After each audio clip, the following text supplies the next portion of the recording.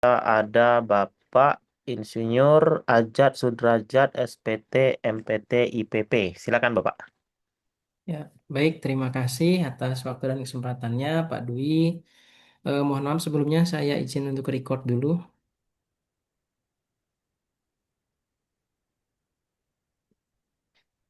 Oke, baik.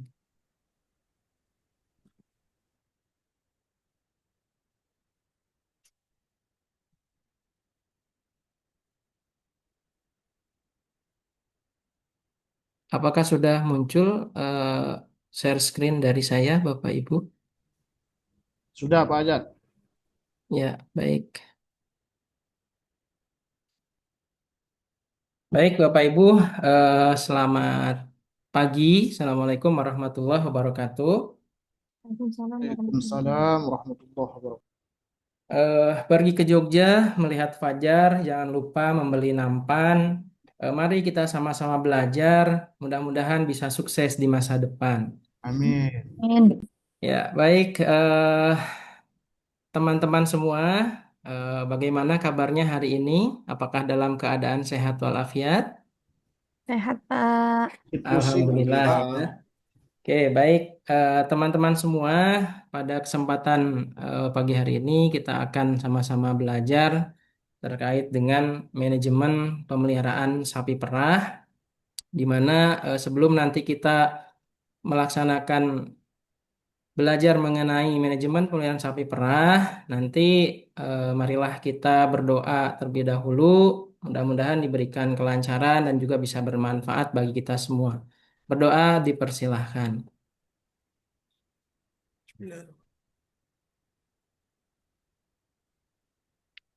Ya, berdoa selesai. Kemudian untuk selanjutnya, eh, saya kira mungkin ini tidak perlu perkenalan lagi ya. Ini teman-teman semuanya sudah kenal saya dari semester 1. Dan juga untuk skenario pembelajarannya, nanti ini terdiri dari pendahuluan 5 menit, kemudian penyampaian materi kurang lebih 5 menit, kemudian nanti ada diskusi dan juga penugasan serta penutupan begitu. Namun sebelumnya untuk mengecek kelengkapan dari seluruh mahasiswa, ini saya akan membuka presensi terlebih dahulu. Untuk yang pertama, Ananda Arvisa Fauziah, apakah sudah Hadir, hadir? Pak. Hadir, Pak. Baik ya, sehat ya, Ananda Arvica. Alhamdulillah sehat, Pak. Ya, baik. Kemudian selanjutnya Indira Asrinda, Hadir, Pak. bagaimana kabarnya Nanda Indira? Sehat, Pak. Alhamdulillah ya. Kemudian yang ketiga Hutri Agus Romi. Hadir, Mbak. Ya, bagaimana kabarnya ini Ananda Hutri? Baik, baik Pak. Hari ini baik. Ya, Alhamdulillah ya. Kemudian Ananda Warisudin Soleh. Siap Pak, semangat Pak. Luar biasa ini semangatnya ya. Kemudian yang terakhir Shirley Susanti Penton. Hadir, Pak. Ya, hadir ya. Oke, kalau dilihat dari namanya ini dari Indonesia Timur begitu ya. Iya, Pak. Oke, baik. Terima kasih ya buat teman-teman semua. Ini Alhamdulillah hadir semua dan sudah lengkap. Kemudian untuk tujuan pembelajaran di hari ini, yang pertama adalah mahasiswa dapat menjelaskan mengenai manajemen pemeliharaan ternak perah secara komprehensif. Kemudian yang kedua, mahasiswa mampu menyusun analis usaha peternakan sapi perah. Kemudian yang ketiga adalah mahasiswa dapat merancang industri peternakan sapi perah, begitu. Sebelum nanti kita mulai ke materi kuliah, ini mari kita simak terlebih dahulu video berikut ini ya, dan juga nanti teman-teman bisa melihat ya, ada sosok inspiratif nanti yang bisa teman-teman lihat sebagai referensi dan juga motivasi di dalam industri peternakan begitu. Ini saya buka terlebih dahulu untuk videonya.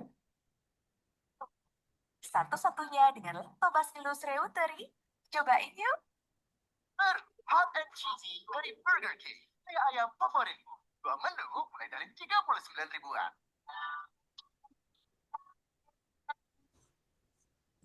Gambarnya tidak nampak, Pak. Mohon maaf, ini slide saya sudah muncul belum ya? Videonya tidak nampak, Pak. Yang mau ditontonkan itu, Pak. Oke, kalau ini sudah muncul kah? Belum ada, Pak. Cuma pendahuluan. Mari simak video berikut, Pak. Oke, baik, sebentar ya. Padahal barusan sudah saya klik tapi tidak muncul ya. Ini mohon maaf.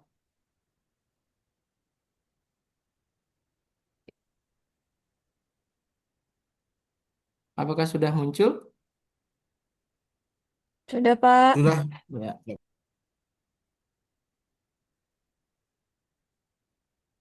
Berbicara tentang produk susu sapi, pasti Anda akan segera terbayang dengan sapi Holstein yang memiliki ciri fisik mudah dikenali dengan kulit berwarna putih dengan bercak hitam atau belang yang tersebar di seluruh tubuhnya.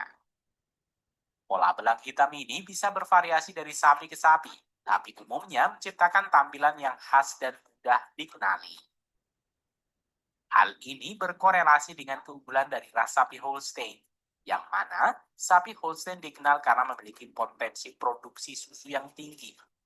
Mereka seringkali mampu menghasilkan jumlah susu yang lebih banyak dibanding dengan beberapa ras sapi lainnya. Susu dari sapi Holstein ini juga seringkali memiliki kandungan lemak yang lebih rendah dibanding dengan beberapa jenis sapi lainnya. Meskipun ini mungkin bukan keunggulan utama dalam semua konteks, beberapa produsen susu dan konsumen mungkin mencari susu dengan kandungan lemak yang lebih rendah untuk pola hidup sehat. Pada video kali ini, Rekayasa Teknologi akan mengajak kalian untuk melihat proses peternakan sapi Holstein di Amerika yang umumnya dikelola oleh keluarga.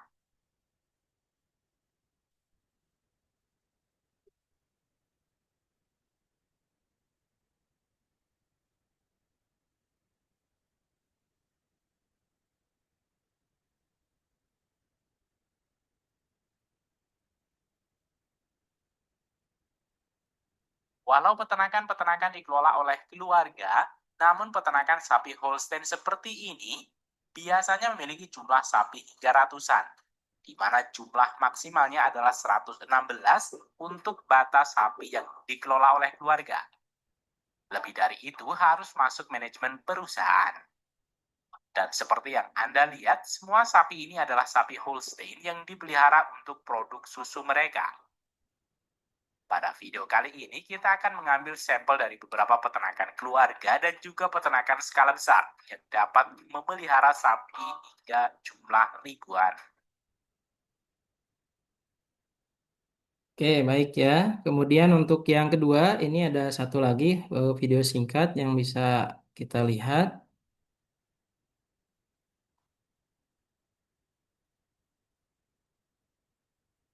Reza Abdul Jabar adalah sosok inspiratif di dunia peternakan. Izin, Pak, belum muncul Pelayanan Kalimantan videonya. Barat ini Ya, sebentar ya. lebih dari 1.000 ekor sapi di Selandia Baru.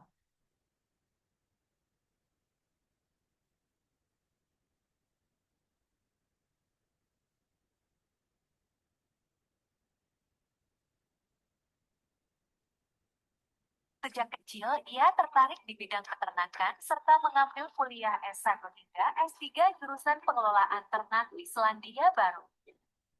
Dilansir dari beberapa media, kunci suksesnya dalam beternak adalah serius dalam mempelajari dunia ternak serta bekerja keras. Berkat kerja kerasnya, ia dipercaya mengelola lebih dari 1.000 ekor sapi dengan lahan lebih dari 10 hektar. Bagaimana, apa kamu juga tertarik menggeluti usaha peternakan sapi?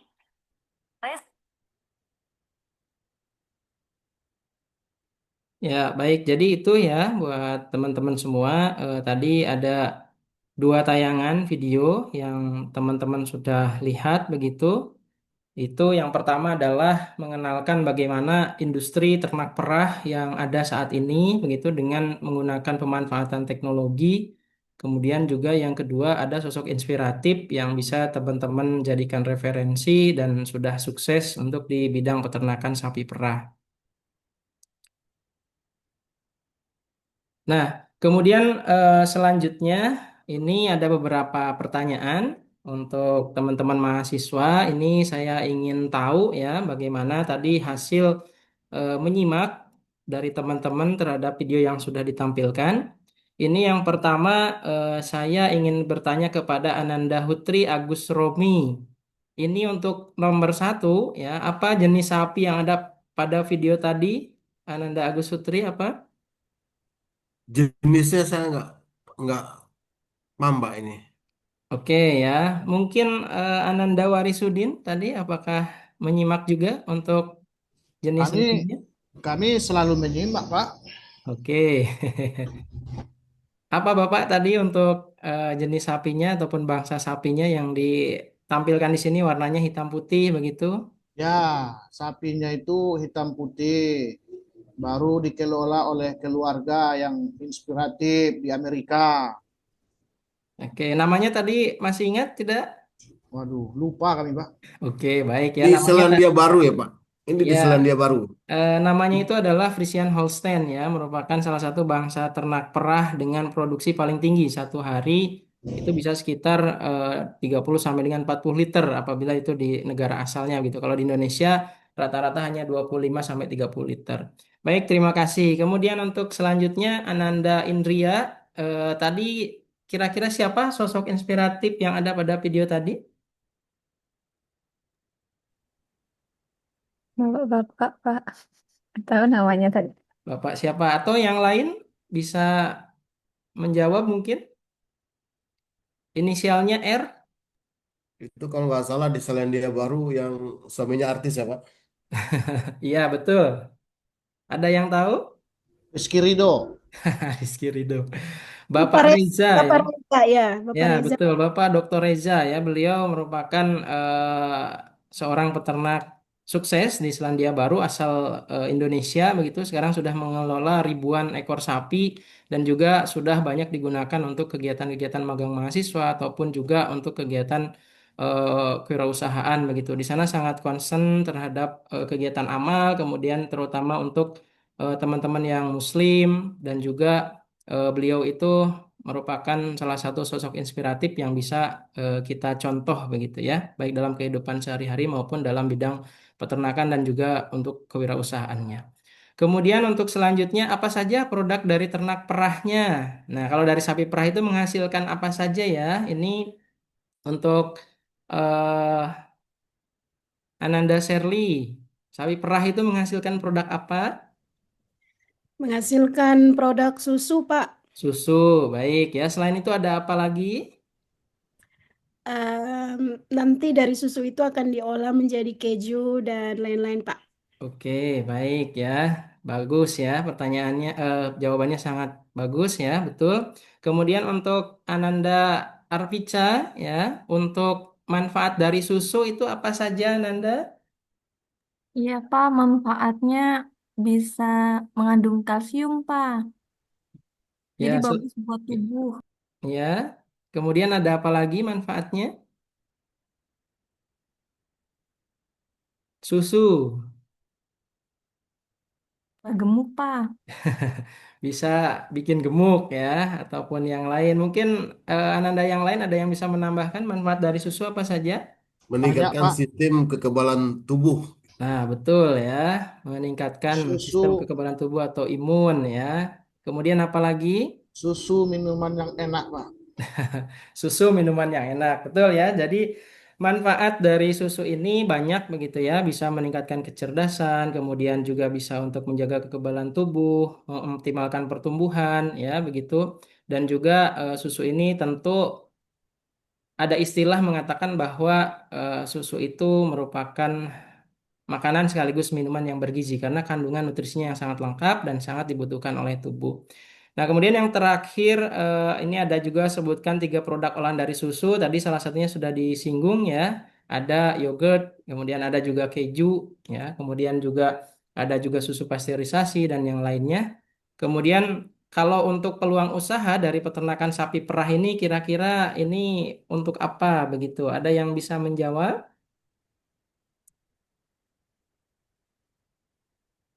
Silahkan. Peluang usaha, Pak ya. Ya, betul. Eh, peluang usaha dari peternakan sapi perah ini bagus, terutama kita yang umat Islam Indonesia ya, 88% Muslim ini sangat dibutuhkan terutama di musim Idul Kurban atau Hari Raya Haji karena banyak orang menyembelih sapi gitu Pak. Jadi potensi ekonominya luar biasa Pak. Ya, baik ya. Betul sekali. Tepat jawabannya ya bahwa peluang usaha ini dari peternakan sapi perah ini sangatlah luas begitu. Selain dari menghasilkan produk susu, ini juga menghasilkan daging, kemudian juga menghasilkan produk pupuk begitu. Entah itu pupuk kompos, pupuk cair, pupuk padat ataupun juga berpeluang untuk menjadi sektor agrowisata ya, begitu. Jadi banyak sekali peluang usaha yang dapat dikembangkan dari usaha peternakan sapi perah ini. Kemudian sebelum nanti masuk ke materi, ini juga teman-teman untuk memperkaya pengetahuan bisa membaca buku begitu ataupun literatur yang lainnya. Ini kalau misalkan saya biasanya lebih banyak membaca buku ilmu dan industri peternakan karyanya dari Prof. Trijoko ini dari UGM Press dan juga jurnal-jurnal terkait. Nanti silahkan teman-teman bisa untuk apa namanya membaca referensi tersebut untuk memperkaya pengetahuan dan juga wawasannya. Baik. Nah, buat teman-teman semua, jadi untuk manajemen pemeliharaan sapi perah ini ya, jadi dilatar belakangi oleh yang pertama di Indonesia sendiri, industri ternak perah ini memegang peranan hanya 20% saja untuk produksi susu dalam negeri, sedangkan 80%-nya ini masih impor begitu. Kita tahu ada beberapa perusahaan, misalnya ada Frisian Flag, kemudian ada Ultra Jaya, ada Greenfield dan sebagainya. Nah, itu merupakan industri-industri besar yang ada di Indonesia. Akan tetapi pada saat ini industri menengah bahkan di eh, ke bawah itu biasanya kebanyakan ataupun 90% itu masih dalam peternakan rakyat. Sehingga polanya itu masih pemeliharaan tradisional, kemudian juga produksinya belum sebanyak yang di industri dan juga biasanya kualitas susu yang dihasilkan terutama dari kebersihannya ini masih menjadi kendala, hasil susunya itu belum terserap secara menyeluruh ataupun maksimal gitu ya. Kemudian selain daripada itu peluang dari manajemen ternak perah ini juga saat ini ada program MBG dari pemerintah yang memungkinkan bisa untuk meningkatkan produksi dan juga memiliki peluang usaha yang nanti bisa dijadikan salah satu alternatif apabila teman-teman nanti lulus dari jurusan peternakan ini, begitu. Kemudian juga beberapa faktor yang mempengaruhi produksi, diantaranya ada genetik, kemudian pakan, baik dari segi kualitas maupun kuantitas, serta tata laksana pemeliharaan dan juga iklim. Tentu ini sangat berpengaruh begitu di dalam manajemen industri ternak perah ini. Nah, ini kita juga konsumsi susu di Indonesia ini masih kalah tertinggal dengan negara-negara tetangga kita ya. Misalnya dari Malaysia saja, kemudian Filipina, kita masih rendah ya. Kita kurang lebih sekitar 16,62 kilogram, sedangkan di Malaysia saja itu sudah 36,2 kilogram. Nah, kemudian kalau di data yang paling update ini di tahun 2025 yang bersumber dari Ditjen Peternakan dan Kesehatan Hewan, ini untuk konsumsi per kapitanya itu kita masih 16,1 liter, sedangkan di Brunei ya, yang negaranya lebih kecil dari kita, tapi kebiasaan untuk mengkonsumsi susu ini sangatlah tinggi ya, di 129,1 liter per kapita per tahun. Sehingga bisa terlihat ya bagaimana kondisi negara kita saat ini dan juga bagaimana negara lain, misalnya Singapura, Brunei, dan Malaysia, mereka bisa lebih maju dan juga mereka sedikit lebih unggul di beberapa bidang dari kita ya. Misalnya contohnya bidang pendidikan saja. Nah, ini berkorelasi antara konsumsi susu dengan tingkat kecerdasan ataupun kemajuan suatu negara begitu ya. Sehingga ini jadi concern kita bersama bahwa bagaimana kita bisa membiasakan mengkonsumsi susu ini setiap hari bagi anak-anak kita dan juga bagi diri kita sendiri sehingga bisa lebih sehat, kemudian kita bisa lebih cerdas, bisa lebih kuat dari segi daya tahan tubuh, kemudian kita bisa lebih produktif. Ini ada beberapa data untuk jumlah apa namanya populasi ternak di Indonesia. Jadi tadi sudah disampaikan kita hanya 20% saja produksi dalam negeri. Ini jumlah populasinya secara nasional ada 485.809 ekor, sedangkan untuk produksi susunya ini di 808.352,841 ton per tahun. Jadi kita itu masih membutuhkan kurang lebih sekitar 4,7 juta ton susu per tahun ya. Sehingga ini peluang besar buat teman-teman nanti setelah lulus bisa bergelut di bidang ini seperti itu. Nah, kemudian ini untuk contoh konsep model pemeliharaan ternak perah ini ada dua ya yang biasa dijalankan di Indonesia. Di antaranya adalah ada pemeliharaan secara intensif dan juga semi intensif di sini. Kedua pemeliharaan ini tentu memiliki keuntungan dan juga kelemahan masing-masing. Kalau intensif ini biasanya kelebihannya mudah dalam pemeliharaan, kemudian juga ini produktivitasnya bisa lebih tinggi ya karena bisa diterapkan juga beberapa treatment. Sedangkan untuk yang semi intensif ini harus memerlukan lahan yang sangat luas, kemudian juga di dalam lahan tersebut harus ada padang pengembalaan untuk mencukupi kebutuhan pakannya gitu. Jadi untuk peternakan sapi perah berkelanjutan ini ada 5 poin yang paling penting. Di antaranya adalah penyediaan bibit ataupun benih berkualitas, kemudian efisiensi pakan, manajemen penanganan kotoran ataupun limbah, kemudian pemanfaatan energi yang dapat diperbaharui, serta pengolahan produk susu begitu. Kemudian untuk hilirisasinya ini ada pengolahan produk ya, baik itu untuk jadi susu pasteurisasi, UHT ataupun yogurt, keju dan lain-lain. Kemudiannya di dalam pemeliharaan intensif juga ini bisa lebih terjaga untuk higienitasnya ataupun kebersihannya. Kemudian biasanya pendistribusiannya dalam jangka jumlah yang besar, seperti yang dicontohkan tadi dalam video ya, itu udah skala industri. Sedangkan untuk semi intensif ini yang diterapkan di tempatnya Pak Dr. Reza tadi ya, ini memiliki kelebihan ternaknya lebih leluasa di dalam menggembala begitu ataupun mengambil pakan, kemudian juga ternaknya tidak mengalami stres karena dia seperti habits alami begitu. Jadi digembalakan di alam liar begitu ya. Kemudian juga ternaknya lebih banyak exercise sehingga lebih sehat. Namun di dalam kelemahannya tadi di sini biayanya sangatlah tinggi begitu karena memerlukan apa namanya lahan yang luas. Kemudian di sini biasanya pengolahannya dilakukan oleh kelompok-kelompok, produk susunya ini dibikin kemasan sederhana, kemudian pendistribusiannya ini dalam skala kecil. Kemudian juga di sini pemerintah saat ini ya, Kementerian Pertanian ini sudah mencanangkan untuk memilih sapi jenis ataupun bangsa Girolando yang berasal dari Brazil. Nah, sapi ini merupakan sapi perah tropis hasil persilangan antara sapi Zebu dari India dengan sapi Holstein begitu ya dari Belanda, sehingga ini mempunyai iklim yang sangat cocok dan produksinya juga cukup tinggi begitu, sehingga diharapkan bisa lebih adaptif dan bisa berproduksi dengan optimal apabila ditempatkan di Indonesia. Kemudian untuk model usaha secara intensif yang lain ya, ini kalau di mega farm ataupun di kelas industri, jadi di sini kandangnya ini biasanya ada yang closed house, kemudian ada juga yang open house seperti ini di nomor 1.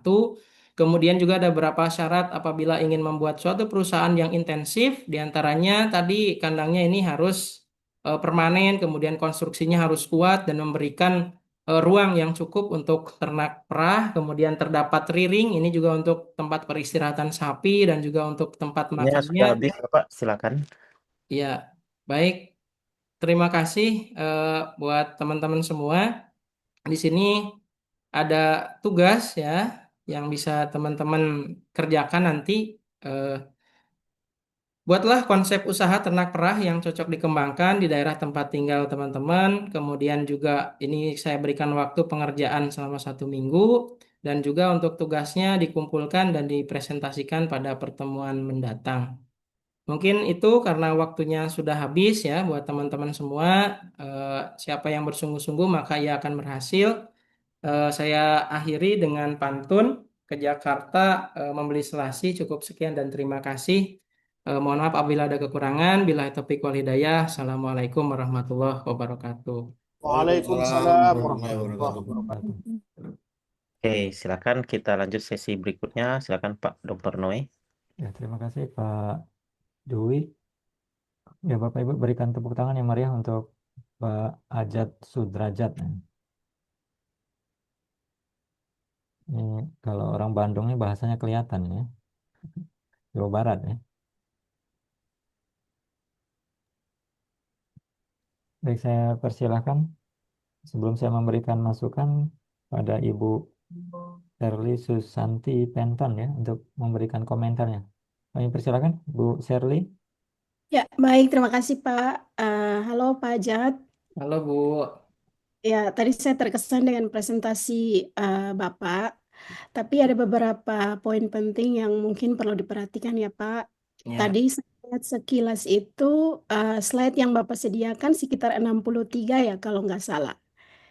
Iya, nanti mungkin itu disesuaikan nanti di peer teaching karena waktu kita juga saat ini terbatas 20 menit ya. Jadi mungkin ini jadi pembelajaran. Kemudian engagement mahasiswanya itu masih kurang ya. Seperti kita kemarin belajar di TPEK dan lain-lain itu, mungkin kita bisa melibatkan mahasiswa di dalam game dan lain-lain. Seperti itu, Pak. Ya, tapi overall udah bagus, Pak. Saya seperti mendengar penyuluhan peternakan begitu. Terima kasih, saya kembalikan. ya, terima kasih Bu Sherly. Ya, baik. Terima kasih Bu Sherly. Diterima masukannya Pak Ajat ya. Ya, sangat diterima begitu Pak. Terima kasih. Oke, baik. Untuk Pak Ajat, keseluruhannya sudah bagus ya. Medianya sudah audiovisual. Hanya untuk media, nanti untuk real teaching diusahakan diintegrasikan di PowerPoint, Pak ya. Jangan terpisah seperti video di awal tadi. Ya, Satu saja lah di awal di kegiatan pendahuluan, video inspiratif saja dulu. ya, Bapak tadi langsung dua gitu kan. Satu aja, nggak usah banyak-banyak. ya, baik Pak. Tapi ingat ya, sebelum menyajikan video, itu harus jelas apa yang disimak itu. Jadi jangan simaklah video berikut. Nah, tugasnya nggak jelas kan? Jadi Ya, harus jelas apa yang disimak itu. Misalnya tokohnya siapa gitu kan, dicatat gitu. Buat buat apa ringkasan ini tokohnya siapa, apa aktivitasnya apa saja misalnya. Ya.